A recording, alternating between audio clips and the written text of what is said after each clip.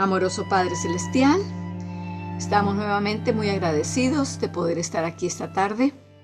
Señor, te pedimos que hayamos venido con el propósito y la motivación correctas de escuchar tu palabra y no solamente de escucharla por saber algo más, sino para que podamos entregarnos a ti y tú puedas hacer en nosotros lo que te propones hacer y lo que solamente tú puedes hacer en nosotros. Señor, pedimos también por aquellos que todavía no han entrado esta tarde. Tráelos sin ninguna novedad. Ayúdales, Señor, en cualquier bloqueo que tengan, ya sea porque están viajando, ya sea porque la tecnología no está correspondiendo como debería. Señor, ayúdales, dirígeles y que podamos pasar un tiempo muy bello con tu palabra. En el nombre bendito de Jesús. Amén. Entonces vamos a comenzar el repaso de los versículos de memoria. Esta noche vamos a hacerlos de la segunda parte, o sea que comienza desde Primera de Timoteo 2:5. Primera de Timoteo 2:5. Ese es porque hay un Dios. Asimismo, un mediador entre Dios y los hombres. ¿Y quién es? Jesucristo, hombre. Ese es Primera de Timoteo 2:5. Luego viene Primera de Corintios 15:26. Yo las llamo las mejores noticias que podamos recibir. Y el postrer enemigo que será deshecho será la muerte. Primera de Corintios 15:26. Bien cortito, pero de mucha seguridad y certeza, de mucho ánimo y esperanza para nosotros. Luego viene Habacuc 2:4. En la primera parte de la Biblia, ¿verdad? Lo que llaman el Antiguo Testamento. Aquel cuya alma no es recta se enorgullece, mas el justo por su fe vivirá. ¿Por su fe de quién? La fe de Jesús. Es la única fe que no vacila ni falla. Repitámoslos otra vez. Aquel cuya alma no es recta se enorgullece, mas el justo por su fe vivirá. Habacuc 2:4. Éxodo 12:13. Y la sangre os será por símbolo o por señal en las casas donde vosotros estéis. Y veré la sangre y pasaré de vosotros o pasaré por alto. Y no habrá en vosotros plaga de mortandad cuando heriré a la tierra de Egipto. Ese fue Éxodo 12:13 y ahora Éxodo 20:8-11. Acordarte has del día de reposo para santificarlo. 6 días trabajarás y harás toda tu obra. Mas el séptimo día es reposo para Jehová tu Dios.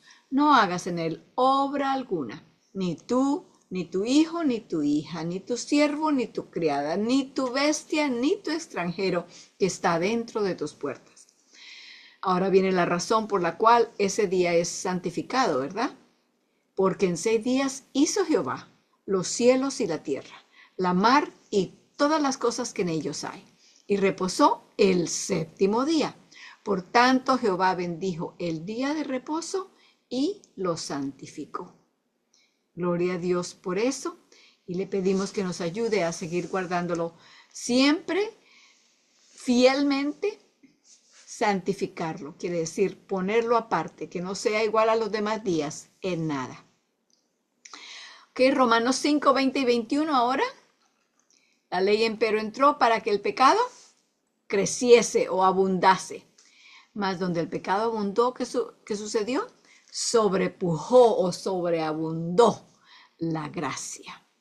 Nuevamente, la ley empero entró para que el pecado creciese, mas cuando el pecado abundó, sobreabundó la gracia. Ahora el versículo 21, para que de la manera que el pecado reinó para muerte, así también la gracia por la justicia, la gracia reine por la justicia para vida eterna, por Cristo Jesús, Señor nuestro.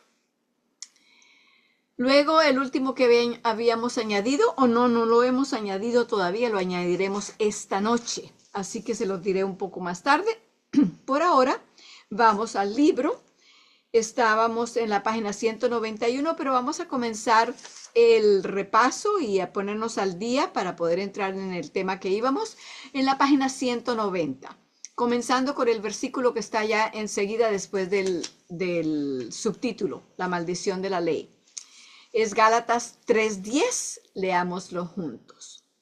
Todos los que dependen de las obras de la ley están bajo maldición, pues escrito está: maldito sea el que no permanezca en todas las cosas escritas en el libro de la ley para cumplirlas. Hicimos el punto, enfatizamos esto bastante la vez pasada y tenemos que mantenerlo claro y bien enfatizado en la mente también. El hecho de que comienza diciendo todos los que dependen. No está diciendo que los que guardan la ley tienen una maldición. No. Los que tienen la maldición son los que dependen de guardar la ley para su salvación. Allí no hay ninguna bendición en eso, porque si hubiera bendición en eso, pues Cristo no hubiera tenido que venir. Así que esa palabra allí es clave. Todos los que dependen o confían en las obras de la ley, en guardar la ley para salvarse, allí precisamente está donde entra la maldición, porque estamos confiando en nuestras propias obras. Eso no tiene ninguna bendición. Luego entonces habíamos hecho cuatro puntos habíamos tomado allí. El primer punto está en el segundo párrafo de la página 190. Y lo habíamos subrayado y dice: la maldición no se refiere a la obediencia, sino a la desobediencia. ¿Ok? Ese fue el primer punto. El segundo punto está en la página 191, en la parte superior, la cuarta línea. El resultado es que todo aquel que procure cumplir la ley mediante sus propias obras está bajo maldición. ¿Por qué? Nuevamente vuelvo a repetir, ¿por qué es eso maldición? Porque con nuestros propios esfuerzos no vamos a tener una bendición. Si pudiéramos cumplir la ley de Dios por nuestros propios esfuerzos y eso fuera una bendición, entonces el sacrificio de Cristo ni se hubiera necesitado y sería ahora en vano. No vino Cristo a nada, vino a hacer algo que nosotros hubiéramos podido hacer. El punto número 3 está en ese mismo párrafo al final y dice: la maldición de la ley es la muerte. Y esa es también la sentencia para el que la transgrede. La misma ley, ¿verdad? Y ya sabemos Romanos 6:23 que dice: la paga del pecado es la muerte, mas la dádiva de Dios es vida eterna en Cristo Jesús, Señor nuestro. Y luego en el siguiente párrafo, que fue el último que habíamos leído, allí se encuentra el cuarto punto. Antes de llegar al cuarto punto, vamos a volver a leer ese párrafo porque de allí va a seguir lo que vamos a desarrollar después. Dice: pero Cristo nos redimió de la maldición de la ley, haciéndose maldición por nosotros. En paréntesis, pues está escrito: maldito todo el que es colgado en un madero o en una cruz. Eso viene de Gálatas 3:13. Aquí encontramos nueva evidencia de que la muerte es la maldición de la ley, puesto que fue la muerte lo que Cristo sufrió sobre el madero. La paga del pecado es muerte. Aquí está, como habíamos citado hace un momento, Romanos 6:23. Y Cristo fue hecho pecado por nosotros. Eso viene de 2 Corintios 5:21. Jehová cargó sobre él o en él el pecado de todos nosotros. De todos hemos ya explicado esto, desde Adán hasta la última persona que nazca antes de que Cristo venga. El pecado de cada uno, pasado, presente y futuro, fue cargado sobre Cristo, fue puesto sobre Cristo y él cargó el pecado nuestro, la culpabilidad nuestra y la sentencia que era nuestra. Seguimos leyendo. Jehová cargó en él el pecado de todos nosotros y por sus llagas fuimos nosotros curados. Eso viene de Isaías 53, 5 y 6. Aquí viene el cuarto punto. No es de la obediencia a la ley de lo que Cristo nos ha redimido, sino de qué? De la transgresión de ella y de la muerte que viene por el pecado. Ese es el punto número 4. Espero que lo hayan subrayado y le hayan puesto allí el número para que tengan esos 4 puntos salientes que pueden después usar para repasar. Su sacrificio tuvo lugar para que la justicia o el buen hacer, el obedecer de la ley se cumpliera en nosotros. Romanos 8, 4. Hasta ahí habíamos quedado la vez pasada y ahora seguimos en el siguiente párrafo. Estamos en la página 191. Esa verdad de que Cristo nos redimió de la maldición de la ley, haciéndose maldición por nosotros, era tan cierta en los días de Israel en el Sinaí como lo es hoy. Más de 700 años antes de que la cruz se elevara en el Calvario, Isaías, uno de los profetas del Antiguo Testamento, de la primera parte de la Biblia, Isaías, cuyo pecado había sido purgado por un carbón encendido que había sido tomado del altar de Dios y que por lo tanto conocía el tema del que hablaba, afirmó lo siguiente. Leamos juntos. Ciertamente llevó él nuestras enfermedades y sufrió nuestros dolores.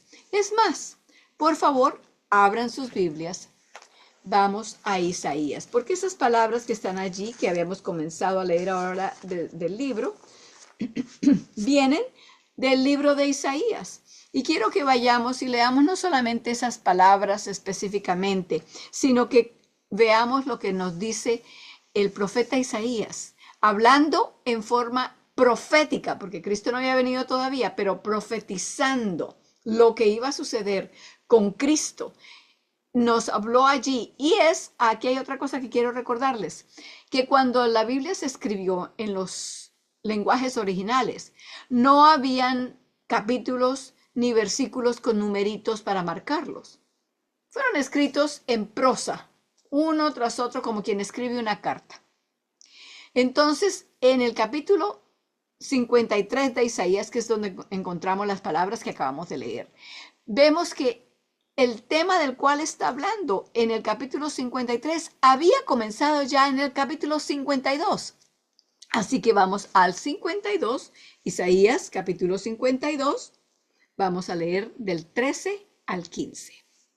52, 13 al 15. Y van a ver, pónganle atención para que vean cómo sigue el mismo pensamiento del 52 al capítulo 53. Está hablando del mismo tema. Ok, en el versículo 13 comienzo a leer. He aquí que mi siervo será prosperado y será engrandecido y ensalzado y será muy sublimado. Versículo 14. ¿Cómo se pasmaron de ti muchos en tanta manera? Fue desfigurado de los hombres su parecer y su hermosura más que la de los hijos de los hombres. Empero él rociará muchas gentes. Los reyes cerrarán sobre él sus bocas porque verán lo que nunca les fue contado y entenderán lo que jamás habían oído. Ahora pasemos al capítulo 53. De allí vamos a leer del versículo 1 al 7.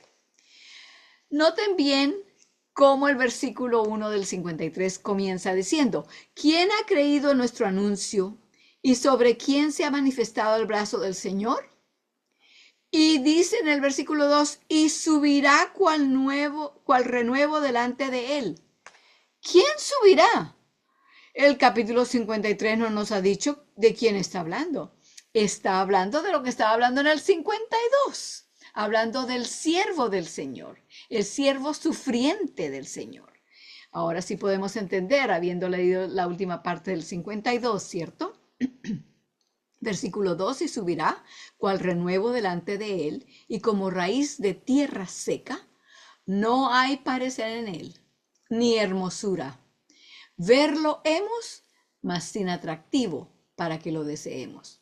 Piensen ustedes, y es fácil de pensarlo porque todos conocemos, habremos visto una u otra vez en nuestra vida cómo se ve una raíz cuando usted la saca de entre la tierra. Es algo bonito, algo que pondríamos en un florero para que todos lo vieran, para que adornara algo. No, es sucio, tiene la tierra. Tal vez si está seca, pues está todavía más enjutada la pobre y no tiene nada de belleza. Y compara a Cristo. Su forma exterior dice que es como una raíz de tierra seca. No tiene ningún atractivo.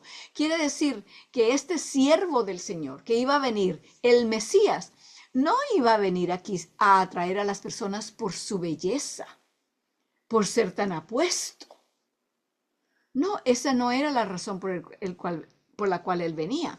Sigamos leyendo en el capítulo 53, versículo 3. Despreciado y desechado entre los hombres, varón de dolores, experimentado en quebranto. Y como que escondimos de él el rostro, fue menospreciado y no lo estimamos. En vez de ayudarlo cuando necesitaba o salir a favor de él y decir, no, eso no es lo que le estaba diciendo, cada quien simplemente, y nosotros también, en la forma en que nos portamos hoy día, en la forma en que escondemos nuestra luz, en que no les contamos a los demás lo que sabemos, y en la forma en que vivimos a diario, estamos escondiendo. Es como si nos hiciéramos los locos. No, yo a él no lo conozco. Ahí está describiendo cómo fue tratado. Seguimos leyendo. Ciertamente llevó él nuestras enfermedades y sufrió nuestros dolores, y nosotros lo tuvimos por azotado, por herido de Dios y abatido.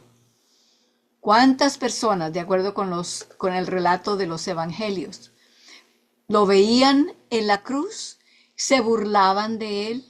Le decían, si de verdad eres el Hijo de Dios, como has dicho todo este tiempo, pues bájate o pídele a él que te baje. Llámalo. Hay una manera una expresión que debe ser del arameo que venía, pero dice que la gente sacaba su labio, como quien hace un gesto. Miren a ese allá. Así fue que fue tratado. Seguimos leyendo. Mas él herido fue, ¿por quién?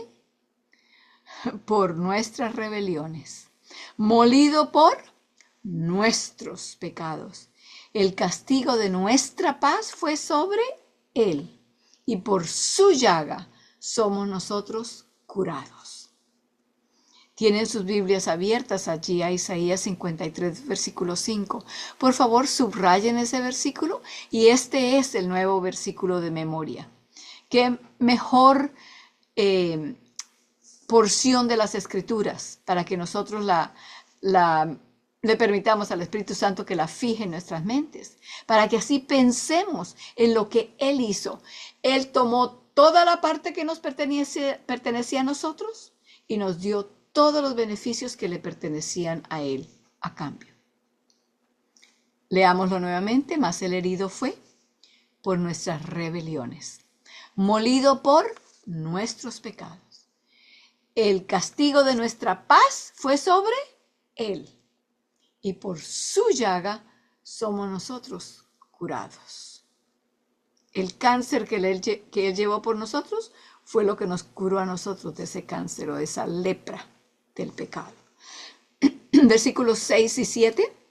Todos nosotros nos descarriamos como ovejas, cada cual se apartó por su camino, mas Jehová cargó en él el pecado de todos nosotros.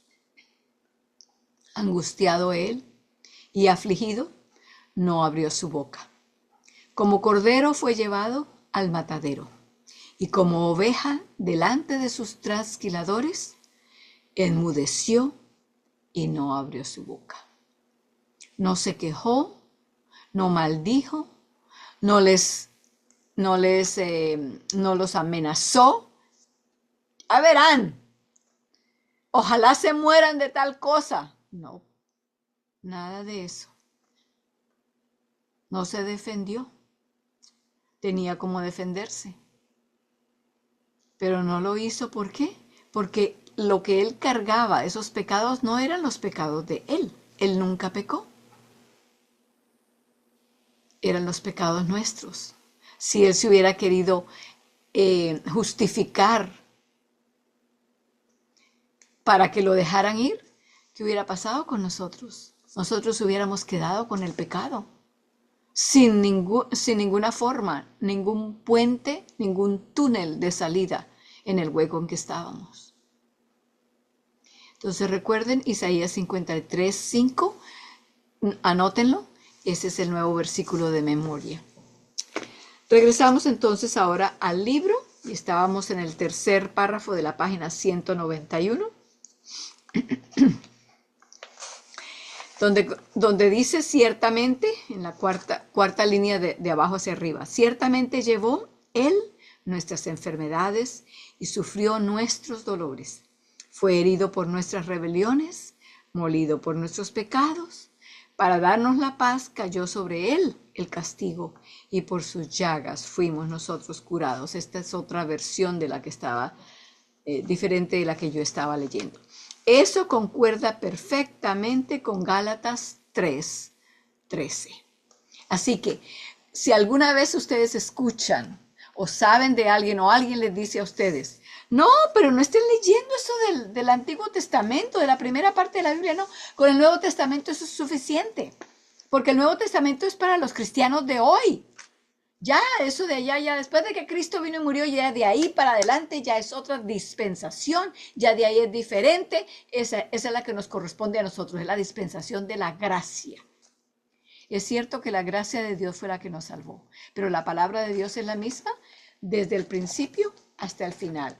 Y si no conocemos lo que está en la primera parte, habrán miles y millares de asuntos que no vamos a entender o que no los vamos a entender bien, correctamente, a menos que tengamos la pareja, el complemento de esto en la primera parte de la Biblia. Allí mismo lo vemos en este caso de Isaías y otras de las profecías del Antiguo Testamento que se refieren a Cristo, quien su historia se refiere en el Nuevo Testamento, lo que se llama Nuevo Testamento. Ok, entonces ahora sí, en el último párrafo de la página 191 comenzamos a leer otra vez. Isaías escribió también, en especial referencia a los hijos de Israel en su peregrinación por el desierto. Y dijo lo siguiente en Isaías 63:9. En toda angustia de ellos, él fue angustiado. Y ustedes pueden leer el resto de este allí en el libro. Pero lo que quiero es que vayamos a nuestras Biblias. ¿Están ustedes cerca allí? En Isaías, vamos a 63:9. Porque lo que Cristo habla allí, lo que el profeta Isaías recibió de Dios como mensaje, en Isaías 63:9, es todavía vigente para nosotros. Y vamos a pasar, o estaremos pasando, situaciones en las que nos preguntamos si a Dios le importa lo que estamos sufriendo, si Él sabe lo que estamos pasando, si tiene misericordia, si esto toca su corazón de cualquier manera. Aquí está un versículo para que por favor lo subrayen o le pongan colorcito o como sea, pero es en el 63, versículos 9. ¿Cómo se expresa allí en la forma que Dios trató con el pueblo de Israel? En toda angustia de ellos, Él fue angustiado. Y el ángel de su faz los salvó. En su amor y en su clemencia los redimió y los trajo y los levantó todos los días del siglo. Quiere decir que los llevó, los cargó todos los días del siglo. ¿Fue solamente eso para el pueblo de Israel antiguo? No. Esa es la forma en que Él lleva a cada miembro del pueblo de Israel moderno, los que por fe somos descendientes y llevamos también parte de la herencia, o la herencia, no parte, sino toda la herencia de Abraham. ¿Por qué? Dijimos la vez pasada, somos herederos, somos descendientes de Abraham, no por sangre, no por genes, no por características como las de Abraham, sino por la fe. Entonces, de la misma forma nos tiene que llevar el mismo Dios en el cual creyó Abraham y tuvo fe en él, en ese mismo Dios. Es el mismo Dios de Abraham, es el mismo Dios nuestro hoy. ¿Cómo nos lleva? Nos lleva en sus brazos. Siente todo lo que nosotros sentimos. Se compadece de nosotros y nos lleva, nos carga. Como el pastor carga a su ovejita, a su corderito que no puede caminar o que no puede caminar tan rápido como las otras ovejas mayores. Esa es la forma en que nos muestra como un cuadro de cómo es Dios, para que entendamos que sí, Dios está en todos nuestros sufrimientos, todas nuestras pruebas. No hay nada que nos hiera a nosotros o que nos duela a nosotros que a Él no le importe. No existe ni una sola cosa que a Él no le importe. Si nos importa a nosotros, si tiene que ver con nosotros, le importa a Él también. No olviden Isaías 63, 9. Entonces pasamos a la página 192. Y es a David, quien vivió muchos años antes de Isaías, a quien debemos las animadoras palabras. Está bien del Salmo 103, versículos 10 y 12. No ha hecho con nosotros conforme a nuestras maldades, ni nos ha pagado conforme a nuestros pecados. ¿Sí o no? ¿Qué creen ustedes? ¿Es eso cierto? ¿Qué tal? Lo que yo me pregunto es, ¿qué tal que el Señor nos pagara de acuerdo con lo que le debemos? ¿Qué tal que nos tratara como nos los merecemos? Pero no, dice él, no ha hecho con nosotros conforme a nuestras maldades, ni nos ha pagado conforme a nuestros pecados. Y luego sigue diciendo en el versículo 12, cuanto está lejos el oriente del occidente, hizo alejar de nosotros nuestras rebeliones. Ese lenguaje describe un hecho cumplido. La salvación era tan plena en aquellos días, antes de la cruz, antes de que Cristo viniera. La salvación era completa en ese tiempo como es completa hoy. ¿Podemos decir gracias a Dios por eso? Estamos en la 192, en el segundo párrafo. Cristo es el Cordero que fue muerto desde la creación del mundo, según Apocalipsis 13:8. Y desde los días de Abel hasta hoy, Cristo ha redimido de la maldición de la ley a todos los que han creído en él.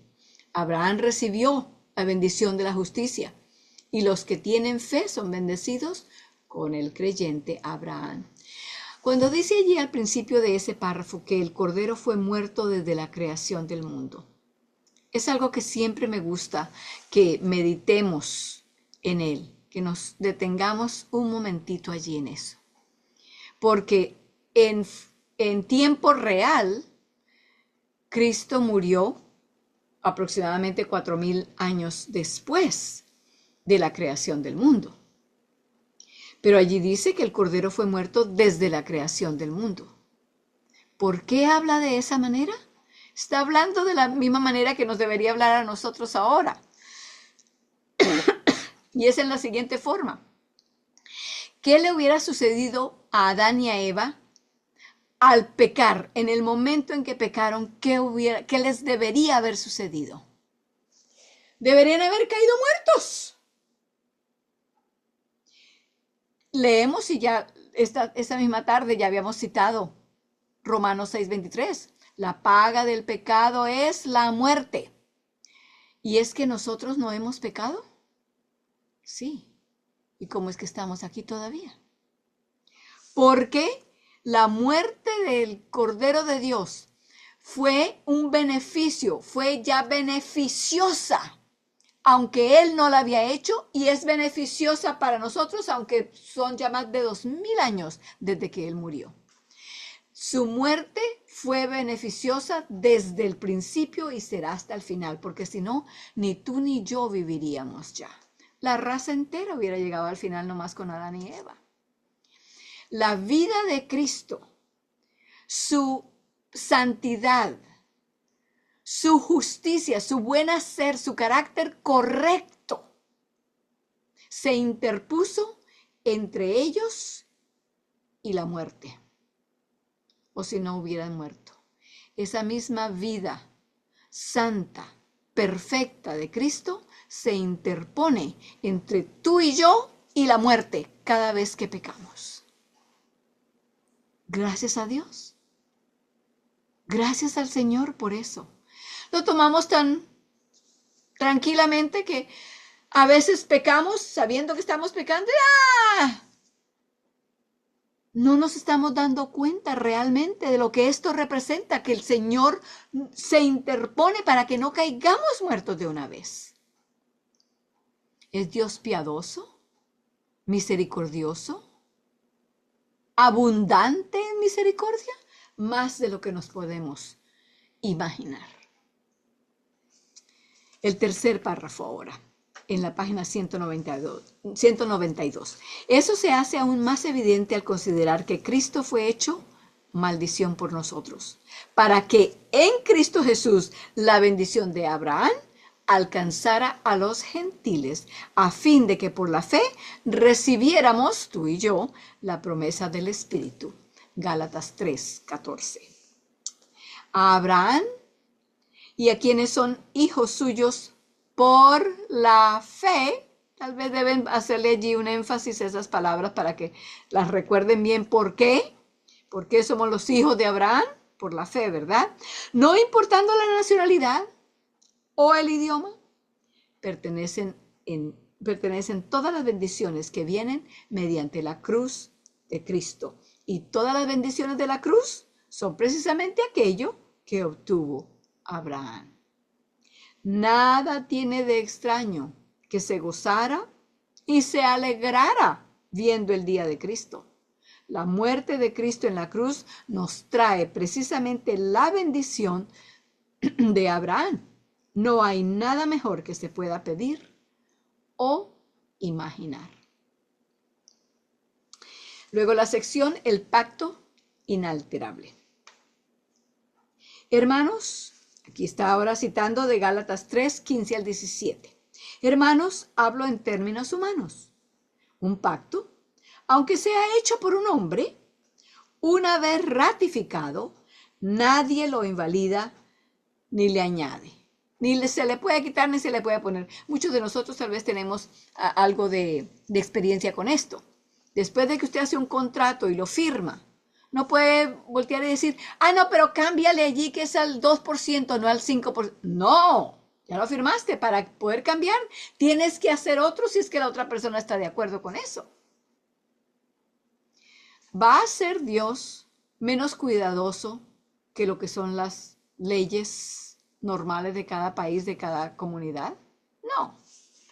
Entendemos lo que estamos leyendo entonces. Hermano, hablo en términos humanos. Un pacto, aunque sea hecho por un hombre, una vez ratificado, nadie lo invalida ni le añade. Ahora bien, a Abraham fueron hechas las promesas y a su simiente. No dice y a los descendientes, en plural, como si hablara de muchos, sino como de uno, a tu simiente, la cual es Cristo. Esto pues digo, el pacto previamente ratificado por Dios en Cristo no puede ser anulado por la ley, la cual vino 430 años después,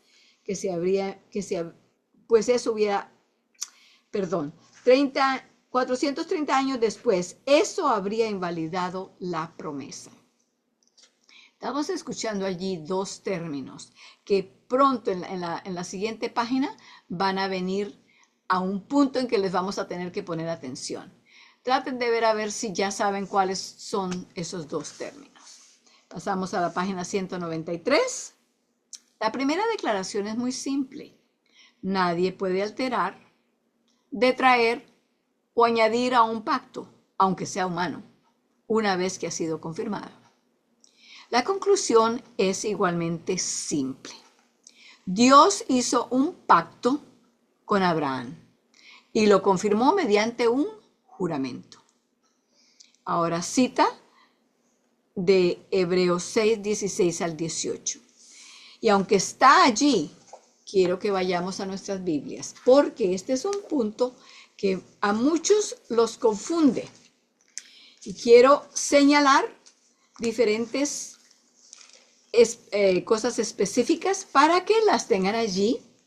Y cuando alguien tenga una pregunta o una duda, ustedes les puedan ayudar y señalar dónde están las cosas que no están viendo claramente. Hebreos capítulo 6, vamos a leer del versículo 16. Capítulo 6, versículos 13 y 17.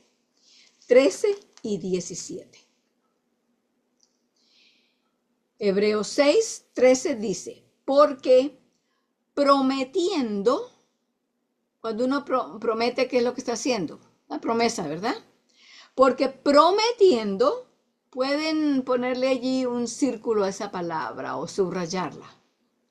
Porque prometiendo Dios a Abraham, no pudiendo jurar por otro mayor, juró, subrayen eso también, por sí mismo. En general lo que está diciendo es, cualquier otra persona, cuando vaya a hacer un juramento, generalmente le ponen una Biblia para que juren por la Biblia o juren por el nombre de Dios. O hay personas que dicen, yo juro por mi madre, por mi padre. Personas o seres que tienen honor, honra, autoridad. Pero cuando Dios va a juramentar algo, ¿quién es más grande que él? ¿Quién tiene más honra que él, más autoridad que él? Nadie. Así que tuvo que jurar por sí mismo. Entonces vamos entendiendo lo que dice allí. Voy a leer el 13 nuevamente. Porque prometiendo Dios a Abraham, no pudiendo jurar por otro mayor, juró por él mismo. Versículo 17 ahora.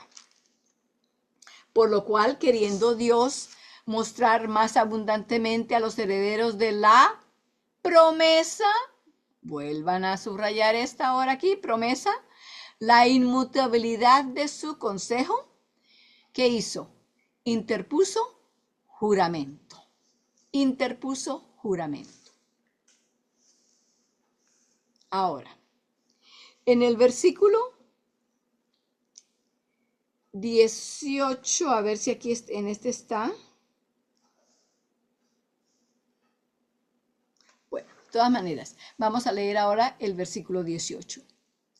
Para que por dos cosas inmutables, en las cuales es imposible que Dios mienta, tengamos un fortísimo consuelo, los que nos acogemos al atrabarnos de la esperanza propuesta. Comienza diciendo que para que por dos cosas inmutables, ¿cuáles son esas dos cosas inmutables de las que habla allí? Yo ya les di una clave cuando les dije que subrayaran esas palabras. ¿Cuáles eran las palabras? Promesa y juramento. Promesa y juramento. ¿Cuáles son las dos cosas inmutables? La promesa y el juramento. Dios no necesitaba ni siquiera de hacer juramento, porque las promesas de Dios son incambiables y son por seguro, no importa lo que venga, pase lo que pase, sea lo que sea. Esa es una cosa inmutable. Las cosas que Dios promete son inmutables. Pero fuera de eso, hizo un juramento por sí mismo. Eso también es inmutable, porque Dios no tiene fin, Dios no cambia, Dios no deja de ser. Entonces, las dos cosas inmutables de las cuales habla el versículo 18, ya sabemos cuáles son. Porque por dos cosas inmutables, la promesa y el juramento, que Dios, porque en las cuales es imposible que Dios mienta, tengamos un fortísimo consuelo. Podemos ponerlas por cimiento con la seguridad de que no se van a mover. ¿Quiénes? Los que los acogemos a trabarnos de la esperanza propuesta. Dejemos hasta ahí por ahora y volvamos a nuestro libro.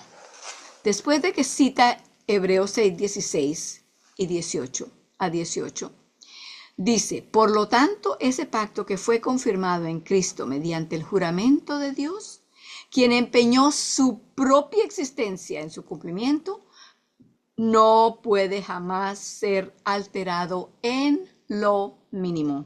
Ni una jota, ni un tilde pasará de él mientras Dios exista. ¿Y qué son esa jota y esa tilde? La jota es el punto que se le pone a la jota y a la i. Y la tilde, en español tenemos tildes, ¿verdad? Acentos, pero en los otros idiomas que no tienen acento es lo que se le hace a la T. Esa rayita que se le pone a la T para que no sea una L. Ni una rayita ni un puntito va a cambiar, dice. No pasará mientras Dios exista. Y eso es eternamente. Seguimos leyendo. Observa la afirmación. A Abraham fueron hechas las promesas y a su simiente. ¿Y la simiente es quién? Cristo. Todas las promesas hechas a Abraham fueron confirmadas en Cristo. Y allí sigue citando a 2 de Corintios 1:20. Nuevamente, aunque está allí en el libro, les pido que abran sus Biblias para que la lean de sus Biblias y para que la subrayen en sus Biblias. Esto también es un punto de mucha seguridad para el cristiano. 2 de Corintios 1:20. A veces leemos las promesas de Dios y pensamos, ay, que si estas cambian, ay, no veo que hacen nada. ¿Será que dejaron de tener su efectividad? Bueno, 2 de Corintios, capítulo 1, versículo 20. Nos dice en qué están basadas. Porque todas las promesas de Dios son en Él. ¿Quién es el Él? Cristo. En el versículo 19 dice, porque el Hijo de Dios Jesucristo, que por nosotros ha sido entregado, ha sido predicado por mí y Silvano y Timoteo, y no ha sido sí y no, mas ha sido sí en Él. Está hablando de Cristo y dice, porque todas las promesas de Dios son en Él, en Cristo. Sí. Y en Él, Cristo. Amén. Por nosotros, a gloria de Dios. Todas las promesas que leemos en la palabra de Dios y que nos traen esperanza y ánimo, nos traen esa esperanza y ánimo y esa certidumbre. ¿Por qué? Porque son basadas en Cristo. Y Cristo fue el que se entregó por nosotros para que tuviéramos no la muerte, que era lo que teníamos, la deuda que teníamos para pagar, sino la vida eterna, porque Él pagó nuestra deuda. Lo dejaremos hasta aquí entonces y la próxima semana comenzaremos en la página 193, antes o con la sección que dice también nuestra esperanza. Les invito para que nos arrodillemos para orar al terminar nuestro estudio.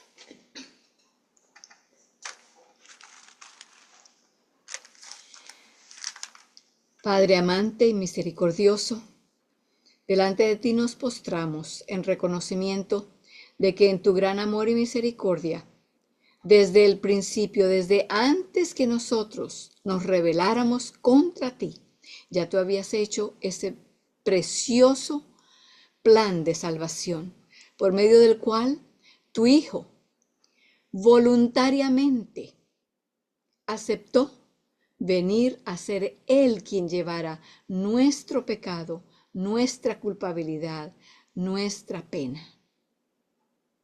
Gracias, Señor.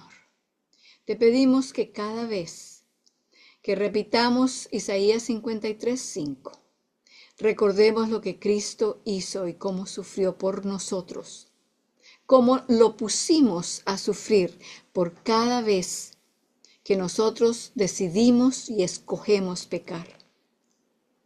Ayúdanos para que al estar pensando en eso y teniéndolo presente en nuestras mentes todo el tiempo, así entonces tengamos lo que dice en Tito 2, 10 y 11, que la gracia de Dios nos ha enseñado a decirle no a la tentación. Gracias, Señor, por amarnos tanto. Ayúdanos a amarte más cada día. En el nombre de Cristo Jesús.